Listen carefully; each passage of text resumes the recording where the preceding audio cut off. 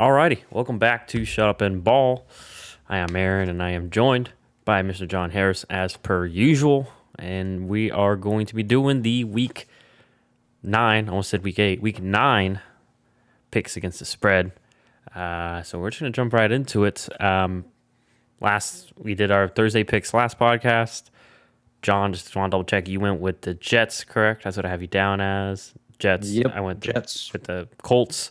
By the way, Colts were at home. They were favored by 10.5 against the Jets. So once again, for those of you who don't know spreads, basically the Colts have to win by 11 points or more for me to cover or win. Otherwise, if they win by 10 or less, or the Jets somehow win, then John is correct / the winner there. So that was that. And not much analysis needs to go into that one. So we're going to dive right into the Sunday games, starting with the Battle of Ohio. The Cincinnati Bengals at Cincinnati. They are favored by 2.5, hosting the Cleveland Browns in a divisional matchup. So, John, who do you got here for this battle? This was a tough one for me. I think it's especially tough because both teams are coming off relatively disappointing performances. The Browns obviously just lost 15-10 to the Steelers, didn't do anything offensively, and they were, I would say, one of the more healthy weeks they've had all year. And then the Odell stuff has started up, and so I don't really know how to feel about that. But then for the Bengals, they lost to a Jets team. Mike White, his like average depth of target was like 4 yards, and yet he still threw for 400 on them. And so he wasn't throwing very deep and still was able to rack a whole lot of yards up. So I don't know how to feel about their defense. I feel like their defense has started to show a lot more holes as the season has progressed. So I'm going to go with the Browns here. I'm not incredibly confident on it just because of all the distractions that have been happening recently. Honestly, I don't really know if Odell Beckham, even if he was going to play, moves the needle at all because he and Baker Mayfield just have really never had a connection. And Baker tends to play better when Odell's not even there. And that's no shot at Odell. I think there's just sort of maybe a pressure to force him the ball. And Baker's not an amazing quarterback when he's having to really force passes anyway. He's better when he can just kind of be the secondary option to the run game. So I'm expecting them to run a lot here. And just because I wasn't incredibly impressed by the Bengals defense, I think they can do well and have some success. And then on the other side, I'm really betting on Myles Garrett and that defensive line here. They've been really good this year. Myles Garrett leads the league in sacks, and all of the Bengals line has been better this year. They're still not amazing. I think Myles Garrett can cause some craziness in the backfield there, get some pressure on Joe Burrow, although he is good against it. So that's my logic. Once again, not confident in it. Was probably one of the harder games of the week, but I'm going with Cleveland. I'm going with Cincinnati here. I have concerns about Cleveland's secondary. Defense has been solid, but they're not been great. They're not shut down. I think especially this Bengals. I mean, Bengals offense still did their job last week, and I know that they get held up. There's a few goal line stands that they weren't able to punch in, but I would imagine that they go back to the drawing board there. Maybe run the ball a little bit more on the goal line, just in general, to get that going. Because they really didn't get Joe Mixon involved in the run game too much last week. And even, I don't think if I remember watching, I don't think they had many play action passes either, which it's a big part of the NFL. That's where you get most of your big plays. So, yeah, I'm going Cincinnati. And then on the other side, I would imagine they come out with a better game plan than they did last week. And also, I'm not confident in Cleveland's drop back passing game either if they have to pass. I know they'll have Nick Chubb in that offensive line, but the Bengals have been okay on defense. And regardless, I just think that the Bengals offense will be enough to propel them forward. They'll put up points that Cleveland, I don't think, can answer through the passing game. So I'm going with Cincinnati here for that Battle of Ohio. So one of our few differences of the week. Real quick Yeah. question. I know that this is obviously a hypothetical and won't have to be answered until much later after the season or even next year. If the moment happened right now where Baker Mayfield decision, do you pay him or not? And you got to weigh the pros and cons, right? The cons is if you don't do it, then with this talented team, you got to go find a quarterback. If you do, who knows if he's the guy? Would Uh, you pay him? Let's take like whatever the number is out of the equation. Would you pay well, him? that's the issue. Is like if you're talking, I wish Let's NFL had say like it's max I don't terms, but know. like Josh Let's Allen range, I not that wouldn't money. even. Let's say it's like 33. I don't know. That's kind of like what Jared Goff, Jimmy G, guys like that are getting. I wouldn't. I mean, you already saw those two are pretty bad examples. And I Yeah. think I'm not saying Baker's those guys. I think he's a little bit bad, a little bit better than Jimmy G. But I just don't see much else how he can improve on his game. He's just not physically elite, which is an important thing in regards to someone's ceiling. So yeah, I wouldn't, especially with, and I know that whole situation is dicey, but maybe they could get into the Deshaun Watson sweepstakes and do not kind of like an NBA thing, sign and trade, tag Baker and trade him, and that's counts as one of the first round picks. And we mention all the time they're one of the more talented teams. They could do that. There's just so many quarterbacks, and they could inquire about maybe a Drew Lock or even just get. I mean, like I don't want to say bring back Tyrod Taylor, but there are other options. I just Right. because you have to resign. You're gonna have to re. I think they already signed Miles Garrett, but Yeah. gonna have to start signing some other guys. Now, granted, matters if what happens with Odell because Odell's also making a good chunk of change too. So if they get rid of Odell, then maybe I would quantify saying okay, keep Baker because I don't think this quarterback draft is real deep. So I don't think they could even maneuver their way up. So, Right. but end result, if you're talking about that money, just to answer your question, no, I would not. I wouldn't feel comfortable. Okay. I just wanted to see if you're on the same page as me. I also wouldn't just because I think this is what Baker is. We're not going to necessarily see him dramatically improve. And I think that in the current day NFL, worst case, you don't bring him back. You could get a guy like a Teddy Bridgewater, not necessarily specifically him, but someone like him that can be a stopgap guy for a year, sort of like Carolina did.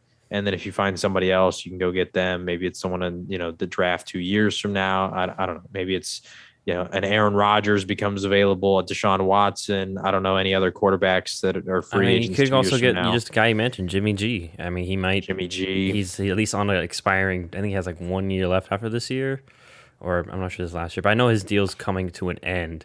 Yeah. So, and you could probably talk San Francisco into eating some of that money because they're the ones that kind of are are going to be in a quandary. So that's And how I I would play mean, that. even like Matt Ryan probably could come available within the next Yeah. year. Like there's other guys who like could offer you the same, if not better, performance for probably the same amount of money, but like a year or two to try and find your actual long term answer. So yeah, I wouldn't do it, but I'm gonna be honest. I think the Browns probably will. Yeah, who knows? We'll see. But anyways, so that is the Battle of Ohio. There. Now going on to John's team, the Dallas Cowboys at Jerry's World, aka Dallas. They are favored by 10.5, hosting the Denver Broncos, who just traded Von Miller last week. So not really sure the direction they're going with their team. But John, are you? I'm guessing you're going with Dallas here, but do you think they will cover?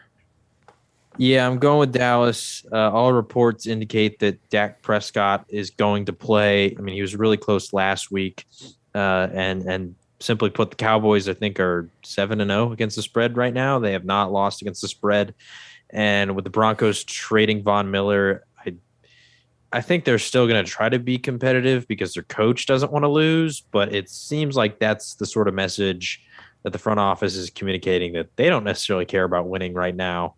Uh, so yeah, I think Dallas wins this one. Dallas is at home too. Get Dak back. I think after last week, they're probably kind of inspired. They feel like something special is happening if they can win with a backup. To where once again, Denver might feel the opposite. I already know that there was a lot of negative reaction from Broncos players to the Von Miller trade. So I'm going to go with the Cowboys here. I don't know. There's just been a lot of things happening with Denver that have me not picking them in pretty much most games. And also the way that their schedule has gone this year, when they play teams that are better than them, they lose and they don't cover. And when they play teams that are worse than them, they win. So Cowboys are better. Yeah, I mean, I'm going with Dallas to win and cover as well. defense is just feels like it's getting better and better. Defense is doing real well, even though they lost to Marcus Lawrence earlier in the year. Randy Gregory's been popping. Now, obviously, Micah Parsons is at this point just a lock at Defensive Rookie of the Year. And then the offense, yeah, I mean, as long even especially if Dak comes back, the offense just has answers all across the board. They can run the ball all game. They can do a bounce of both. They can just just do an air show and throw the ball, 5 wide and such. So, yeah, I'm going with Dallas here and feeling good about it. And not even if Dak doesn't play, I still think y'all would win. Now, granted, may change things spread wise, but we can always change our picks if we need to. But honestly, I did that last week and they still covered. So yeah, and honestly, like the defense might do enough where because they also Broncos and Noah Fant, he's already been ruled out. So we'll see what happens here, but I get a feeling we will both be right.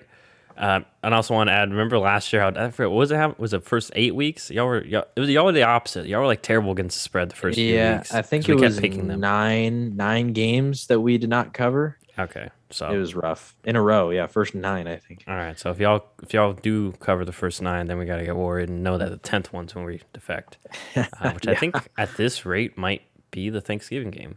So I'm not sure exactly. Play the Raiders on Thanksgiving. Let's see. Good game. Week. So after week 8. Okay, maybe not. Maybe week before. I think we play the Chiefs in week 10. Okay, I think so. But that would be our 9th game because we already had to bye. So. Okay, so Raiders when we defect. Alrighty. So both went Dallas there, keeping it in relevance to Texas teams. The Miami Dolphins at Miami. They are favored by 6.5, hosting the Houston Texans. This is an interesting game because these two teams have been talking. In theory, been communicating trade-wise for Deshaun Watson. Did not happen. So I wonder if there's any animosity between the two or anything of the sort, especially regards to Tua. But yeah, who do you got here, John, and why? I know that in a lot of previous weeks I've said that I wouldn't be picking Houston again, but I'm picking Houston because it's the same logic that I've had in a lot of games where it's just two bad teams. And when it's two bad teams, I'm probably going to take the underdog because it's really hard to have confidence in either one, especially a team like the Dolphins who are on such a skid and they're 6.5-point favorites. I don't have a lot of confidence in that. Tyrod Taylor might be back this week. I don't know if that's fully confirmed, but I know he's off IR. He's already. I think they already said he's the starter. Okay, so that makes me even more confident.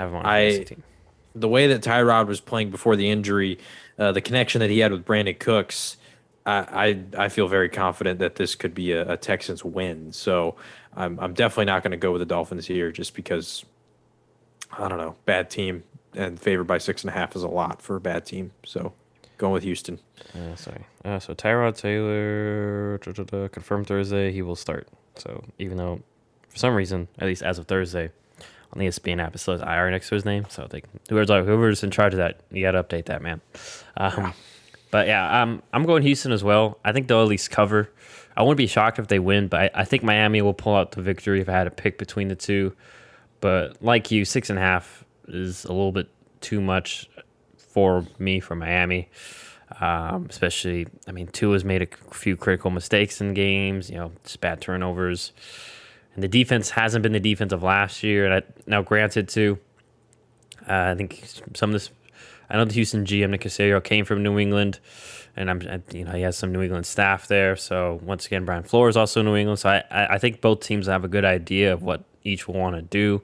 So that'll lead to a closer game, especially with Tyrod Taylor coming back, because they being the Houston Texans were leading the Cleveland Browns in week 2 when he got injured. Not saying they would have won the game, but it was a close game. And then I think did they win week 1? I think.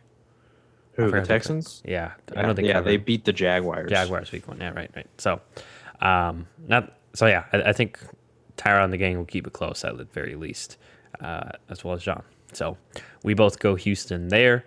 And now going to New Orleans for a divisional matchup where the New Orleans Saints, fresh off their victory against the Bucs, they stay at home at New Orleans. They are favored by 6.5, hosting the Atlanta Falcons with Matt Ryan and no Calvin Ridley, as mentioned before.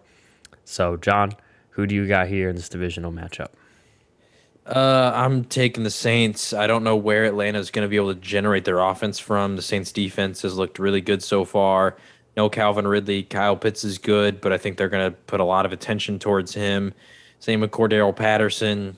Good, but probably going to get a lot of attention. And so I'm just not very confident in a Falcons offense who this past week couldn't really do anything against Carolina. I think the Saints are better.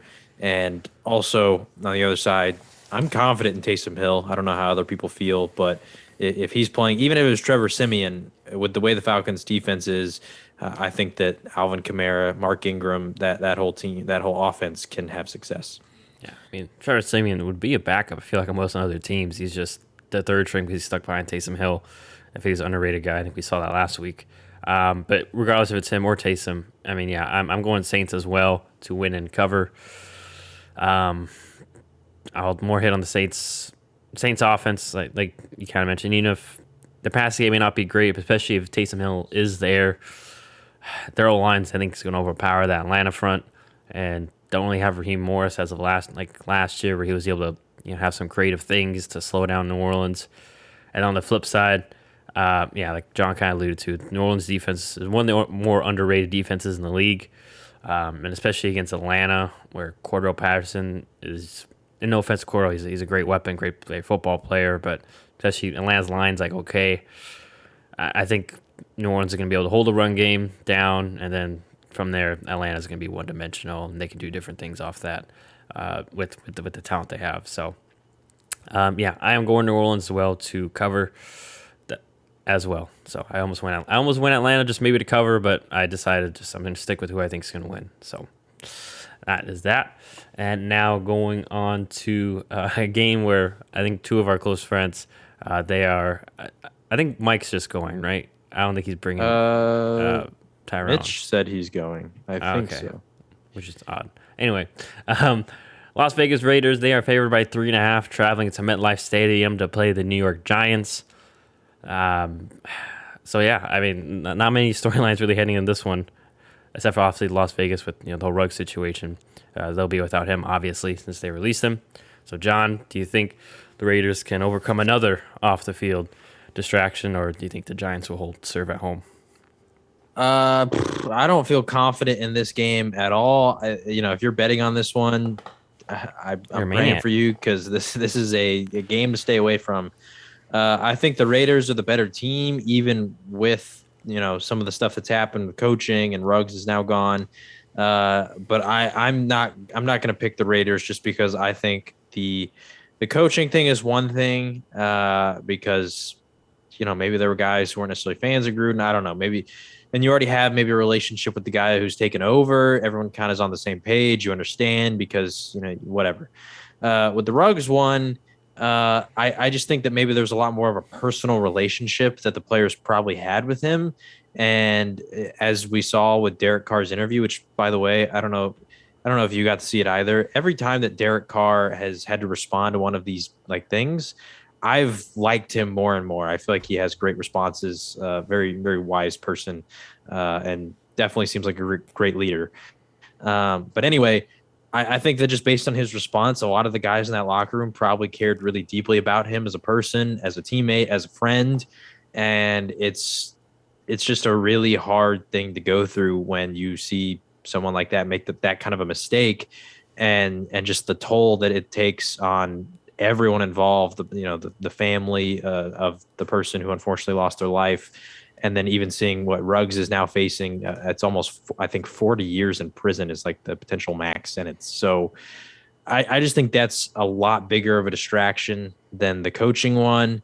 Now they got through the coaching one, and I think they won pretty handily in that one, and maybe they can get through this one too. But I'm just going to take the Giants just because they're at home and they're not necessarily having to deal with a distraction like that.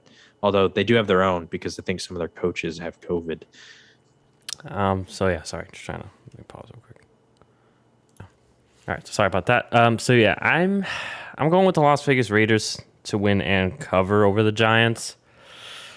I just still think at the end of the day, football wise, I think their defensive line is probably a little bit better than the Chiefs. Like overall, I'm not saying that Chris Jones is obviously better than anyone they have, but Max Crosby's been playing really well. Yannick Ngakoue's been getting pressure.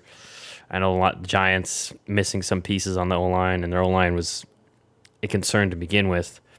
I'm not. I think Saquon's already ruled out, right? I know he was Yeah, didn't he's ruled have out with COVID. COVID, Okay, he which did. I don't think he was going to play anyway because the ankle, but he has COVID. Okay, so they're missing a difference maker. And Raiders defense has just been solid. I think that they'll be able to manage the game that way. Then on the other side, this offense is we saw last few weeks, even without John Gruden still rolling. I know the loss of Ruggs does hurt, but I believe Darren Waller is back and fully healthy. So I imagine that, he'll be able to be their main difference maker. I know they have like Zay Jones is going to take the Ruggs role, but Zay Jones isn't Henry Ruggs in terms of speed. But regardless, I think that they'll find ways to move the ball and just be balanced and put up points, be efficient. So going with Las Vegas Raiders to cover here and win, obviously. So that is another one of our differences. And now going to Carolina, where the New England Patriots are favored by 3.5, going to Carolina. Carolina's the underdogs. So, John, who do you got here for this one? For this game, I'm going with the Patriots. I just think that they're a more well disciplined team, and the only thing that I could think about when I saw this game was Sam Darnold seeing ghosts against Bill Belichick. I don't think that he's necessarily really improved much from his days in New York. And so, yeah, I think that Bill Belichick's going to be up to his old tricks and really have a lot to say in this game against Sam Darnold. McCaffrey looks like he might be back for this one. And so that could be a pretty big difference maker. But even then, I think that Bill would be more than happy to only allow McCaffrey to do stuff and to shut down pretty much all of the passing game past 5 yards and just allow McCaffrey to do everything underneath and just tell his guys to make tackles. Obviously, it's hard to do against CMC, but if that's all they have, I think that Mac Jones, that offense can outscore that. So I'm going to go with the Patriots here, just because of the Sam Darnold effect. Yeah, I'm going to New England as well. Big picture wise, both these teams are. I mentioned it last week, but I know that Carolina, edged out a win, but really, I feel like our thoughts and our expectations of Carolina have gone down, have lessened throughout the season. While New England, they've kind of keep impressing and impressing me. Defense is finally starting to come together. Mac Jones is looking solid, getting better and better, and that offense is finding ways to put points on the board, even though they really don't have much game breaking talent. And yeah, I mean, I think New England's defense, they'll have the answers to slow down this Joe Brady and Sam Darnold, like I mentioned last week. It seems like teams have an idea. It seems like guys, they just know what areas of the field that they want to attack. So, and Bill Belichick's one of the greatest, like kind of John mentioned, that just taking away the things you want to do. So, yeah, there's not much else I'm going to add to that. Just, I think, and also New England's got a good D line. I think that they'll be able to slow down, or offensive line, they'll be able to slow down Carolina's good front four, and just be New England. Just outthink you. So, I'm going New England as well as John for that one. Now keeping it in the AFC East, the Buffalo Bills, they are favored by 14.5, traveling to Jacksonville. So I'm guessing we both feel the Bills will win. Question is, do you think they will cover? Yeah, it's the Jags. Bills are really good. They've been covering games like this all year. So short and simple, taking Buffalo. Yeah, same. Even though the offense kind of sputtered last week, I mean, once again, Miami's defense still pretty good. Like we forget they have good talent. I know they're having a down year, and once again, Brian Flores, Dayball, like they've been playing each other for like the past 2-3 years. So I gotta have an idea what each other wants to do. And I suppose at Jacksonville, I mean, I think if you've been listening to the podcast, how we feel about Urban Meyer, and it's kind of shown that way this year. So I'm just gonna leave it at that. I mean, I think Buffalo gets back on track on offense here, and even if not, their defense, I think, will probably get a turnover or two to help them out. So That's the thing too. Yeah. I mean, like they had a bad week last week and they still won by 15. So they would have covered this spread. yeah, and that was and so Alrighty, so we both went Buffalo there to cover. And then now going to Baltimore, where the Baltimore Ravens are at home. They are favored by 6.5, hosting the Minnesota Vikings. So the battle of the purple teams. John, who do you got here? I'm going to go Baltimore. I think they're coming off a bye week. They're going to be ready for this one after what I saw with the Vikings last week. I just don't think that I have a lot of faith in Kirk Cousins' ability to handle the pressure, and the Ravens are going to bring a lot of it. And so I'm going to go with the Ravens here. I also just don't know what the Vikings are going to do to stop Lamar Jackson. I think it'll be interesting because Eric Kendricks is one of the best coverage linebackers in the league, if not the best. So he could be matching up a lot with Mark Andrews. And so that could take away one of Lamar's favorite targets. But against the run, like I said, I'm just not sure what they're going to be able to do to stop Lamar. I'm actually going with Minnesota myself here. I think their defense, and I know they lost to Neil Hunter, which hurts. But I think their defense will be solid enough. And this year, just Baltimore's has not been as successful running the ball as they have in previous years. Part of that's due to missing a lineman, and obviously we all know they've been missing a bunch of running backs. So I think Minnesota will be equipped to handle Lamar Jackson, the offense. And on the flip side, I mean, their offensive line been playing pretty well. I know they played Dallas last week, and I don't think Dalvin Cook had a great game. He didn't have his He did typical, not. but I think like I mentioned, what we're seeing, Dallas is a pretty good defense that can fly around, do a lot of different things. And I know Baltimore does as well, but I just think, especially linebacker wise and front seven wise, I think Dallas is more creative and I think just better than Baltimore. Never in Tom, my life did I think I would hear that. I mean, right now, what is it, Jason Owe and Calais I Campbell up mean, front that scare you from Baltimore? While meanwhile, Dallas, I mean, and I just feel like Dallas has I'm more. not saying you're wrong. I'm Yeah, just saying after last oh, year, I'm like not saying I'm right. It's just a feel. It's just how I feel about them. Like just watching. So, yeah, I'm going. I think Dalvin Cook can have some success, and there's only one Marlon Humphrey. So is he going to cover true. Justin Jefferson, or is he going to cover Adam Thielen? And Tyler Conklin's been solid for them as a fill-in tight end as well. And I think so. I'm going Minnesota. I think they'll at least keep it close. 6.5 is just too much for me. And I wouldn't be shocked if they pull out the victory against Baltimore. So that is one of our differences there. And I think, that's not the last difference. But now going on to the LA Chargers. I almost said Rams. LA Chargers, they are favored by 2.5, going to Philadelphia to play the Eagles. John, who do you got here for this one? I'm going with the Chargers. Just don't have a lot of faith in Philadelphia. I say this every time. Maybe it's my bias, maybe it's not. But the Chargers, they're going to take away the pass. But against Jalen Hurts, do they really have to? So I think Brandon Staley might really be able to mix things up this week because Jalen Hurts in that offense, they don't really have a whole lot of deep stuff that they do. Hurts doesn't have an amazing deep ball, and their receivers aren't amazing deep threats. So I think that Brandon Staley can cheat a lot more on defense and bring a lot more people up into the box and just take away the run game that they do have. And on the other side, I've seen these big offenses like the Cowboys, like the Rams, that have just been able to put up a whole lot of points against Philadelphia. And so I think that Justin Herbert and the gang, they're going to want to bounce back after last week. So I expect them to have a better game against a Philadelphia defense. I'm going with Philly here. I think I'm concerned about the LA Chargers run defense, and one thing that we saw last week that Philly did very well, and it was against the Lions, but they've been getting better and better, is running the ball. And I mean, their strength is their offensive line, which is getting healthier. Which, by the way, why did they decide to do it after Miles Sanders got hurt? I don't know. But yeah, Mike Boston Scott's been, had a good game last week. I mean, we did Jordan Howard. So while their running back room may not be fantasy friendly, especially towards Miles Sanders, just in a football perspective, a lot of different, different running backs they can throw at you. Jalen Hurts can also run the ball as well. And I think he can do enough passing to keep the Chargers defense from completely bailing out.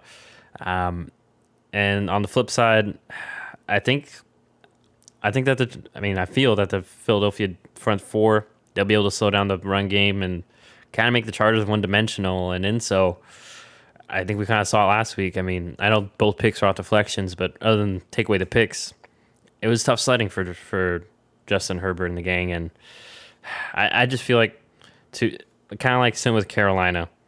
Teams seem to get it better are starting to get a feel for where they would like to go with the ball, and I just think Darius and Mike Williams after the hot start, he just hasn't.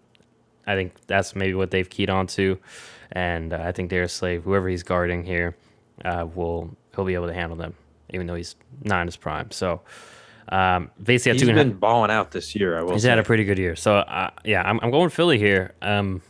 And basically at 2.5, I'm picking them to win. So that's one of my upsets of the week. So yeah, I'm going Philly to at least cover the spread, but hopefully maybe beat the LA Chargers.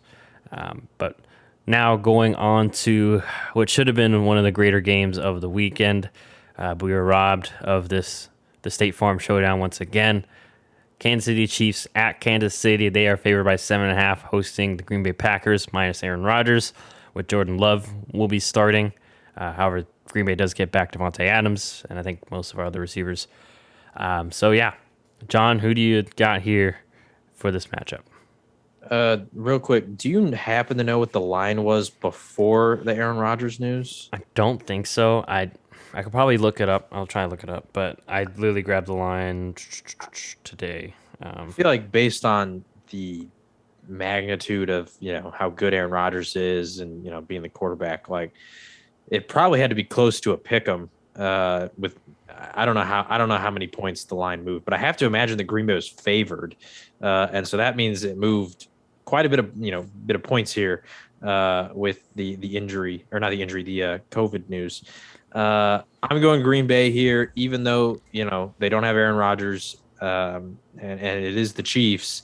The Chiefs just haven't really impressed me this year, and I think that with the state that their defense is in, Aaron Jones and AJ Dillon can be more than enough to keep up with this Chiefs offense, which has unfortunately just not been what we've been used to.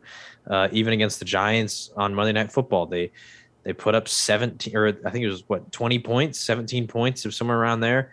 That's just not good enough. And I think that even without Aaron Rodgers, like I said, the Packers' run game is good enough. They have two really solid running backs that they can keep up with that. And although Jordon Love, it's going to be his first career start, they still have Devontae Adams, one of the best weapons you can have in the NFL. And so yeah, I think the Packers can keep up here. Maybe I'm wrong. Maybe Aaron Rodgers is going to be that massively important to the Packers that without him they can't do it. But I think they're a talented enough team to at least keep it close against a Chiefs team that has just not been themselves. So I looked it up. Line was initially 2.5, so it did move The four. Chiefs favored. Yeah, Chiefs favored 2.5. I think because they're at home. At home always gets They are at home. So home always about gets three. like basically 3.5 by Vegas. So neutral field will be -1. So yeah, That's still surprising to me. Just because the Packers are 7-1, Chiefs are 4-4. yeah. Well, I think it's Mahomes in them. It's hard. Yeah. I mean, so yeah, that's where I'll start. I'm going Green Bay to cover at least. I don't imagine we'll win. I was really tempted to go Kansas City, but I just don't know what we're gonna get from their offense. I mean, it's kind of been the story of them this year. It's just Mahomes is not fully progressing through his reads, not having a good feel in the pocket, even though he's had clean pockets. Andy Reid not really being patient with the run game, even though their O line has been pretty good this season, especially in the run game with big guys like Orlando Brown and Joe Thuney on the left side. And my Packers defense has been probably better than it has in most years. They've been, and which is surprising because we lost Jair and such. So I can't wait. Hopefully he comes back and we'll be better. But yeah, I think we'll be able to not let the game get away from us on that end. My main worry though is offense with Jordon Love. Didn't see a lot of consistency in the preseason. I know there's the arm talent, but the arm talent's not consistent. I mentioned with other quarterbacks, I'm not confident he can hit the NFL level throws that you need to hit to keep drives going, to keep the game going. So I imagine we're going to lean on our run game, and I expect Mike LaFleur and the gang Matt, and we have Matt. Whoops. Wait, we have Yeah, Mike. you have Matt. You have Matt. Matt, yeah. Okay. It sucks that there's two Matt, and they're both Yeah. M's. What are they doing Yeah. to us, that family? But yeah, Matt LaFleur and Nathaniel Hackett. I think they'll have a few more creative plays. Maybe to help Jordan Love out. Maybe a few creative screens, especially I think Scantling will be back. So yeah, I think Green Bay will keep it in striking distance, but I think Kansas City will take care of business, and they need this win more than Green Bay does in the big picture. It's true. I think what you said they were 4-4, right? Yeah. Green Bay 7. I'm not saying that Green Bay. Well, we're just going to take a break. Team. Obviously, you want the NFC's tight. There's like three teams, Rams and Cardinals that are also one loss, and the Bucks only have two losses. So home field's very much important and alive. But Kansas City needs this more, and so that's why I'm going. Another reason why I'm going Kansas City to win, but Green Bay to cover. So that is that there. And now going to a divisional matchup out west. The Arizona Cardinals favored by 1.5 going to San Francisco. San Francisco is the underdog, the 49ers.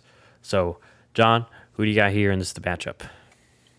I'm going with the 49ers, and it's really simple. In their first matchup, they seemed like they had all the answers for Kyler Murray. And in this one, Kyler Murray's coming in with a bit of a banged up ankle, I believe. And we've seen last year that when Kyler was injured and he wasn't able to fully be himself, the Cardinals just didn't really have a whole lot going for him. This year might be a little different because they're a lot more run heavy than they were last year.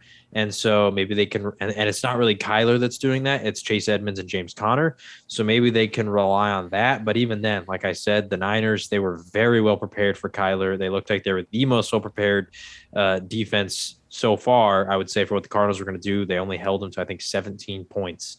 So I'm going to go with the Niners here. Also, Jimmy G did not play in the first matchup. That was Trey Lance. He looked really good last week. The Niners offense is rolling. And I think George Kittle is coming back for this one as well. So I just think there's a lot more going in the Niners' direction to where the Cardinals, like I said, banged up Kyler Murray. DeAndre Hopkins is kind of dealing with injuries. There's just a lot more question marks, I think, on their end to where the Niners are sort of at a point where they could be, hitting their stride. Sorry, I have George Kittle in fantasy. I did not notice that, but I'll keep an eye on that. But I'm going San Francisco as well. I'm just going to build off the point you mentioned. Also, I don't think they had Elijah Mitchell that first game they played. And, he's important to the Kyle Shanahan scheme. Got to have a solid running back to hit the holes that he's going to create. And we saw last week that he did. Go ahead. I was just going to say, plus, I think Jeff Wilson, a former Shanahan favorite, might be coming back this week as well. Yes, so that'll help. And then, just the fact that they'll have a more consistent thrower in Jimmy G, because there were plays to be had with Trey Lance, but just I think that was Trey Lance's first start too, and like we already said, I think like most of us have seen, Trey Lance needs a little bit more time to polish his game, especially as a passer. So I expect San Francisco to take care of business, and once again, kind of going with that narrative, San Francisco needs this win, and they're at home. And I just think especially those factors included, should help put them over the edge. So I am going with San Fran also at this point, since it's 1.5, we're both basically picking them to win. So that is that, and that is the afternoon games. And now going to the Sunday nighter, which should have been better, but is not due to some injury. But the LA Rams at LA, favored by 7.5, hosting the Tennessee Titans. No Derrick Henry. Due to the foot injury. He's out for probably the rest of the season. They did bring in, obviously, Adrian Peterson. So, John, do you think that is enough for them to cover against the LA Rams, or do you think the Rams will win and cover? I don't think it's enough. I'm going with the Rams. I think Derrick Henry is just so focal to what the Titans want to do. We have not had to see Ryan Tannehill in this offense without Derrick Henry.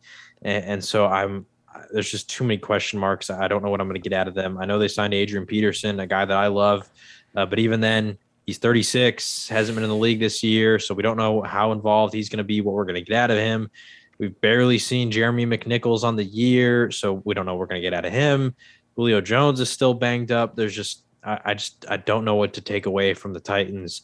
And then even defensively, although they've had some pretty solid performances in the last few weeks, they gave up a lot of points to the Colts, even though they were able to force turnovers. And I think that the Rams and just the pressure that they could put on opposing defenses, they're going to be a lot better and be able to put up a whole lot of points as well. and plus Von Miller, he's a Ram now, and so I mean they can put a lot of pressure on Ryan Tannehill in this one. By the way, I think Vaughn is questionable. He's still dealing with that ankle injury he had in Denver, and they made. But regardless, I'm going LA Rams as well. Like you mentioned, the LA Rams offense is probably one of the best offenses in the league. It's just like a better version of the Colts, just more polished. I would feel all around. Maybe not as good of a running back as Jonathan Taylor, and maybe not as good of an offensive line, but still, I mean Matthew Stafford. This team's been rolling. Only once again they've been slept on, even though just because they lost to Arizona, who's a good team too. Um, and then like you mentioned, John, on the other side on defense. I mean Aaron Donald, Leonard Floyd, and then especially if Julio Jones doesn't play, it's going to be Jalen Ramsey on AJ Brown. AJ Brown's really good. He might get a few, but he's not going to. I just don't think it'll be enough. I like Ryan Tannehill, but once again, I just don't think this Titans offense and their passing scheme is going to lend a lot of help for him to produce much. And once again, LA Rams one of the better defenses anyway, so it's just a bad storm for them to lose. Of all the weeks to lose Derrick Henry, probably not the best one with this Yeah. week. So not that there is ever a good time to lose to Derrick Henry, but just in perspective. So Also, just another mhm. note: the Rams, I think, have one of the highest graded run defenses in the league. So it's really not a good time to lose your star running back. Yeah, so we will see if Tennessee can put up a fight there Sunday night. But now going on to the last game of the week, the Pittsburgh Steelers at Pittsburgh, aka Heinz Field. They are favored by 6.5, hosting Justin Fields and the Chicago Bears. John, who do you have here for the Monday nighter? I am going to go with Chicago, which I went back and forth on this one. I wasn't super committed to picking Chicago, but I also wasn't super committed to picking the Steelers. With the Steelers, I'm a little concerned about their offense. I don't feel like they can put up a ton of points. Chicago's not a pushover by any means, although their defense isn't necessarily what it used to be. Do you know the injury status of Khalil Mack? By the way, I don't think he played last week. I can try to pull it Uh, up. I'm not sure if he's going to be playing this week either. Uh, anyway, I just think that what we saw out of Chicago last week, it gave me hope for the Bears and what they can do. And I think that Justin Fields showed some flashes of him being able to get outside the pocket, make some plays with his legs. And so I think that potentially they could be, able to keep this one close. Um, it feels weird, picking against obviously the Steelers defense. So that's the one part that I'm really not confident about. Khalil Mack Um, questionable. Still listed as questionable on the injury report as of today, November 4th, Thursday. okay, so I don't know if he plays, but even if he doesn't, I'm going to go with the Bears. I'm going to take a risk pick here and say that the Bears maybe they don't win, but they keep it close. Um, so yeah, I'm going with Pittsburgh here. Their defense, one of the better defenses in the league right now.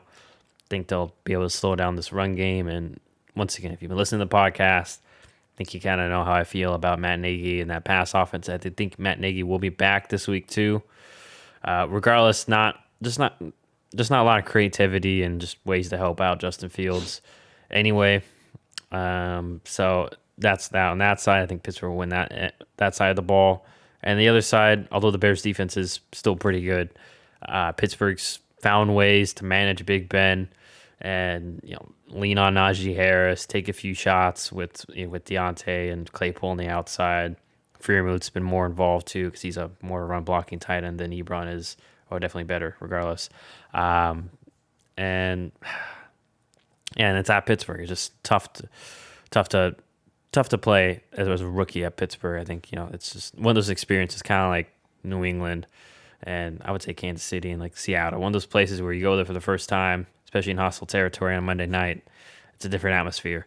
But regardless of that, yeah, going Pittsburgh. I think they'll win and cover the spread here, and take care of the Bears. So that is our last difference. We have 1, 2, 3, 4, 5, 5, 6. Oh, 6. Okay, not that bad. I thought we had less. But maybe because last week on our spreadsheet they were all scrunched like right next to each other, so it's definitely easy to Yeah. see. This week more spread out. So those are our picks for the week for NFL Week 9.